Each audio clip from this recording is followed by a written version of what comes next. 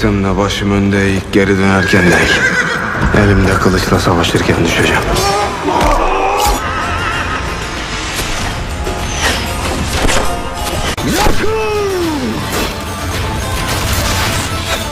Kaz fedaileriniz kapıdan çıkıp Sencer'in işini bitirsin. Kuleleri surlara süreceğiz. Melikemiz ölüme dahi gitse bize düşen ardından gitmektir. Haydi itler! Bu ateşi püskürtelim. Ok yağmuru altında püskürtemeyiz. Onların başarısız olması için gerekeni yaptım. Düşmanlar su kuyularını zehirlemiş.